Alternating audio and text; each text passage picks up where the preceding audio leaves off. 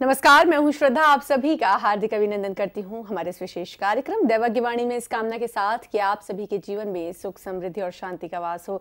जीवन की तमाम तकलीफें आपके जीवन से हमेशा के लिए दूर हो जाए। रोजाना हम बात कर रहे हैं कि कौन से ग्रह के कौन से देवता हैं जिनको मनाकर ग्रहों को मनाया जा सकता है।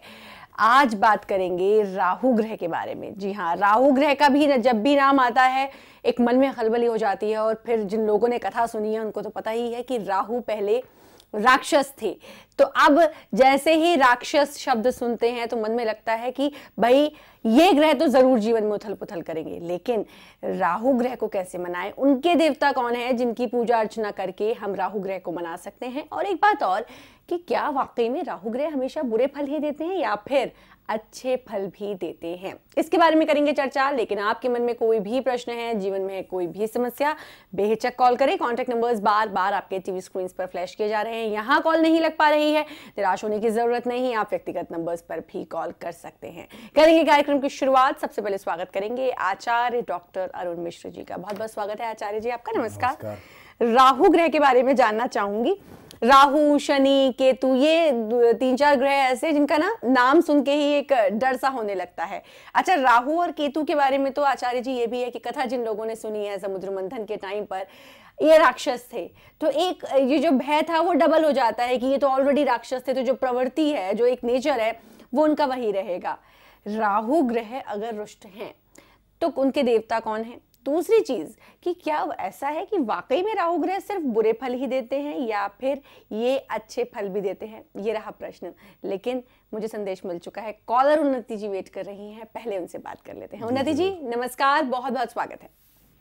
जी नमस्ते मैम। नमस्ते आचार्य जी। कल्याण हो जी। मुझे अपने बारे में पूछना है। हाँ, बर्थ डिटेल बताइए उन्नति जी। हाँ, 19 दिसंबर 98 जी 10:41 सुबह के, जन्म स्थान भोपाल। बताइए उन्नति जी क्या जानना चाहती हैं? जी, जैसा कि मैं अभी स्टडीज कंटिन्यू कर रही हूँ तो मुझे आचार्य जी से पूछना था कि आगे जाके मैं किस लाइन को परस्यू करूँ, किस क्षेत्र में मेरा करियर रह सकता है, और यदि कोई ऊंच नीचे बाधा है करियर में तो आप प्लीज उसके उपाय। अभी क्या करती हैं आपने, क्या बताया? जी अभी मैं स्टडीज कर रही हूँ। स्टडी कर रही हैं? कौन से स्टैंडर्ड में? 10th स्टैंडर्ड में है। ठीक है जी, बिल्कुल बताएंगे। जैसा अभी उन्नति जी कह रही हैं कि कौन से क्षेत्र में हमें करियर बनाना चाहिए। आपकी जो जन्म कुंडली है वो कुंभ लगन की कुंडली है, और जब भी देखना हो करियर के बारे में तो दशम स्थान को देखा जाता है कि वहाँ से हमारा करियर कैसे आगे ग्रोथ करेगा। और आपने बहुत अच्छा किया, जो लोग अपने करियर की शुरुआत से पहले ही इन चीज़ों को जान करके आगे शुरुआत करते हैं, आगे चल के उनको उन्नति प्राप्त होती है। क्योंकि पहले भी मैं बता चुका हूं कि अगर आपकी जड़ मजबूत नहीं होगी तो आगे चल कर के आपको परेशानियां झेलनी पड़ेंगी। इसलिए बेसिक शिक्षा के आगे जब उच्च शिक्षा की तरफ आप जाएं, प्रोफेशनल शिक्षा की तरफ जाएं, तो ये जानकारी ज़रूर कर लेना चाहिए कि हमारा करियर जो है किस क्षेत्र में अधिक उन्नति प्राप्त करेगा। तो उस क्षेत्र की, उस विषय की पढ़ाई करने से आपको उन्नति प्राप्त होगी। उन्नति जी, आपका जो मैंने जैसा बताया कुंभ लगन है, कुंभ लगन में दशम स्थान के अधिपति मंगल ग्रह हैं। मंगल ग्रह की स्थिति आपकी नवांश कुंडली में बुध ग्रह की राशि में बैठा हुआ है, और बुध ग्रह जो है व्यावसायिक मैनेजमेंट की तरफ ले जाता है, बुध ग्रह अकाउंट्स की तरफ ले जाता है। तो इन क्षेत्रों में, अकाउंट्स के क्षेत्र में, मैनेजमेंट के क्षेत्र में या एजुकेशन के क्षेत्र में भी बुध ग्रह ले जाता है, बैंकिंग के क्षेत्र में ले जाता है। तो इन क्षेत्रों में अगर आप प्रयास करें, उस क्षेत्र में पढ़ना चाहें तो आपके लिए बहुत अच्छा रहेगा। दूसरा, जो आपकी कुंडली में मैं देख रहा हूँ दोष भी हैं, लग्न में ही गुरु को केतु का योग है। ऐसी स्थिति जब बनती है किसी भी जातक की कुंडली में तो शिक्षा में बाधा उत्पन्न होती है। आपकी शिक्षा में भी कुछ बाधा उत्पन्न हो रही है क्या? नहीं, अभी तो फिलहाल इतनी बाधा तो नहीं, अभी 10th स्टैंडर्ड है, अभी तो स्मूथली चल रहा है। स्वास्थ्य से संबंधित कोई प्रॉब्लम तो नहीं है आपको? स्वास्थ्य हाँ थोड़ा खराब तो रहता है, खराबी है। हाँ, ये चीज़ दर्शा रही है आपकी कुंडली में, क्योंकि मैं देख रहा हूँ सप्तम और अष्टम स्थान आपकी कुंडली में दूषित है। सप्तम और अष्टम स्थान जब भी दूषित होता है, ये स्थान कुंडली में पेट के स्थान माने जाते हैं। यहाँ पर अगर पापक ग्रह बैठता है तो स्वास्थ्य संबंधी विकार उत्पन्न करता है। इनका संबंध एजुकेशन वाले किसी भी ग्रह के साथ में हो जाए तो उसकी वजह से शिक्षा में भी बाधा उत्पन्न हो सकती है। तो आपको करना क्या है, प्रत्येक मंगलवार के दिन आपको गौरी पूजन करना है। ठीक है जी। गौरी पूजन में क्या करना है, भगवान शिव और गौरी को जल से अभिषेक कीजिए। इसके बाद षोडशोपचार धूप दीप नैवेद्य इत्यादि से पूजन कीजिए। स्वास्थ्य संबंधित परेशानियां कम होंगी। तीसरी चीज़, आप जो है प्रत्येक शनिवार के दिन जल में थोड़ा सा तेल डाल करके और काले तिल डाल करके शिव जी का अभिषेक कीजिए, तो भी आपकी जो स्वास्थ्य में परेशानी आ सकती हैं वो नहीं आएगी। और आपको एक रत्न धारण करना है, पन्ना रत्न। पन्ना रत्न धारण करेंगे 6.25 कैरेट का। बुधवार के दिन बुध ग्रह के वैदिक मंत्रों द्वारा अभिमंत्रित करवा करके धारण कीजिए। तो आपका जो शिक्षा का क्षेत्र है बुध का ही क्षेत्र है और उस क्षेत्र में ही आपको उन्नति प्राप्त होनी है। व्यवसायिक मैनेजमेंट की क्षेत्र में जाना है आपको, या अकाउंट्स के क्षेत्र में जाइए तो आपको उन्नति मिलेंगी। और आप जो है पन्ना रत्न धारण कर लीजिए जी। और हमारे संस्थान से आप चाहें तो अरिष्ट निवारण संग्रह मंगवा लीजिए। अपने घर में सर्व कष्ट निवारण भी स्थापित कर सकते हैं। जिस कमरे में आप रहती हैं, जहां पर आप स्टडी करती हैं, उस स्थान पर रखने पर जो आपकी शिक्षा संबंधित बाधाएं ग्रहों के द्वारा उत्पन्न हो सकती है उनमें नहीं होगी। ठीक है उन्नति जी। उन्नति जी, देखिए तो नाम आपका बहुत अच्छा है, उन्नति, और हम चाहते हैं कि आप यूं ही उन्नति करते रहें। गुरु केतु का योग है लग्न में, आपने बताया, जिसकी वजह से शिक्षा में दिक्कत आ सकती है, साथ ही साथ स्वास्थ्य में दिक्कत आ सकती है। अकाउंट्स के क्षेत्र में, मैनेजमेंट, एजुकेशन, बैंकिंग, इन क्षेत्र में आप जा सकती हैं। दूसरी चीज, एक तो आप मंगलवार को, उपाय में बता रही हूं, मैं रिपीट कर रही हूं, ध्यान से आप लिख लीजिए। मंगलवार को गौरी पूजन करना है, अभिषेक करना है आपको शिव जी और मां पार्वती जी का। साथ ही साथ प्रत्येक शनिवार जल में तेल और काले तिल से आप भगवान शिव का अभिषेक करें, शनिवार को यह करना है। और तीसरा, पन्ना आपको धारण करना है बुधवार को। इन चीजों से एक तो आपका बुध भी अच्छा होगा, साथ ही साथ आपका स्वास्थ्य भी ठीक रहेगा और आने वाले समय में कोई दिक्कत नहीं आएगी एजुकेशन में। अरिष्ट निवारण संग्रह इसको बनवा ले, क्योंकि बहुत सी चीजें जो अभी इस आधे घंटे के समय में, क्योंकि आधा घंटे का हमारे पास कुल समय होता है जिसमें इतने सारे कॉलर्स होते हैं, सभी बातें आपके जीवन के बारे में बता पाना, आपकी कुंडली के बारे में बता पाना थोड़ा मुश्किल है। अरिष्ट निवारण संग्रह मंगवा लें, श्री सर्व कष्ट निवारण यंत्र राज, जो कि आपके जीवन के सभी कष्टों को दूर करता है। इसके बारे में मैं जानकारी जरूर लूंगी। लेकिन उन्नति जी, कॉन्टैक्ट नंबर्स बार बार आपके टीवी स्क्रीन पर फ्लैश किए जा रहे हैं, आप कॉन्टैक्ट कर सकती हैं। रूबी जी हैं, बात कर लेते हैं उनसे। नमस्कार रूबी जी, बहुत बहुत स्वागत है। नमस्ते जी, डिटेल्स बताएं। मेरे बेटे के बारे में पूछना है। 12 जुलाई 2011, 1:13 दोपहर में। जन्म स्थान? जन्म स्थान दिल्ली है जी। हाँ, उसके स्वास्थ्य के बारे में और उसकी शिक्षा के बारे में कैसी रहेगी पूछना है, क्योंकि जन्म के टाइम में उसको काफी हेल्थ से रिलेटेड दिक्कतें हुई थी और अभी भी उसकी रीढ़ की हड्डी में कुछ दिक्कत है।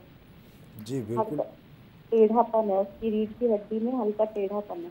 जी जी, जैसा मैं देख रहा हूँ आपके बेटे की कुंडली तुला लगन की है और अष्टम में मंगल और केतु का योग है।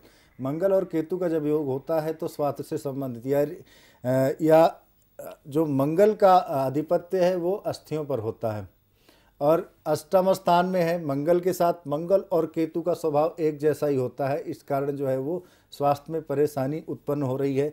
यहाँ पर देख रहे हैं कि वह द्वितीय स्थान जो है वो राहु और चंद्रमा से पीड़ित है। ऐसी स्थिति में आपके बेटे की शिक्षा में भी प्रॉब्लम उत्पन्न हो सकती है।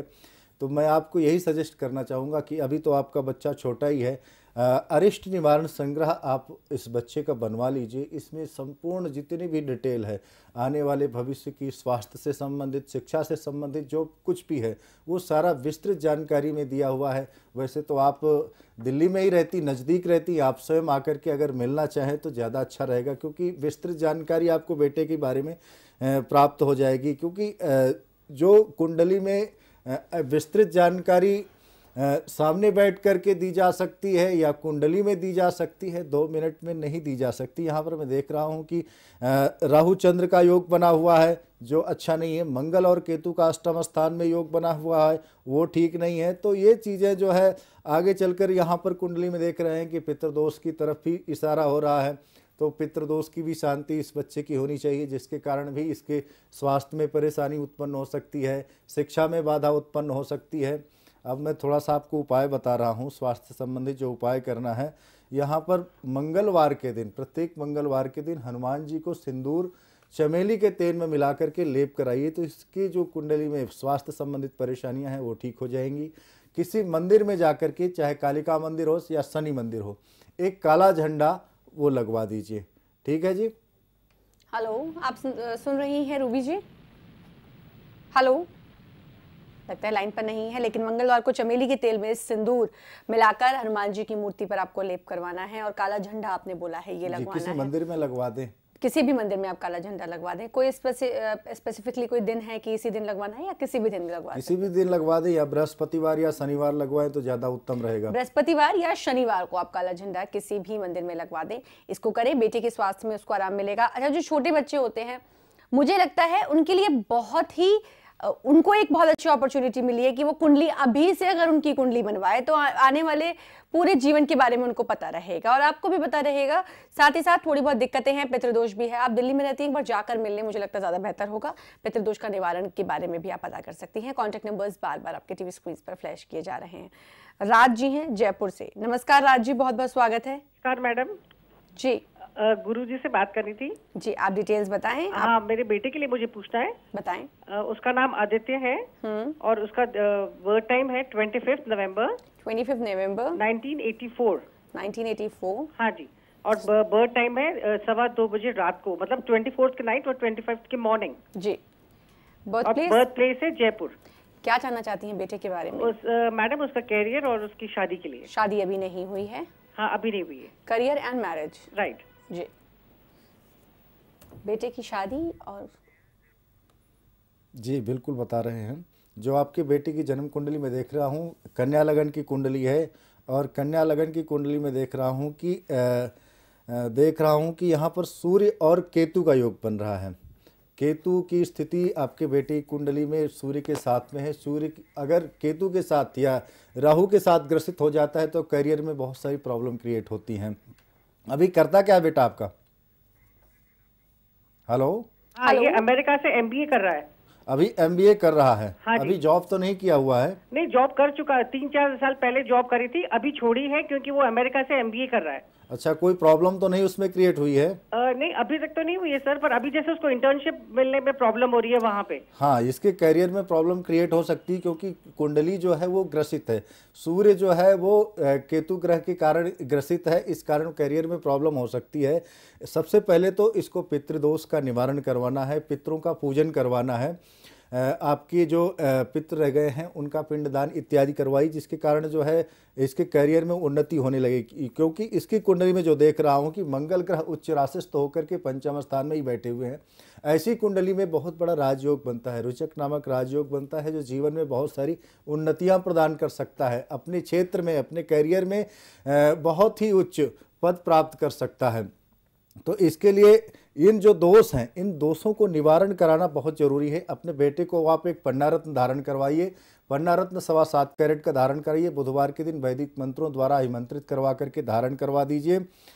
दूसरा, शादी का जो आपने पूछा, शादी का योग जो है इसकी कुंडली में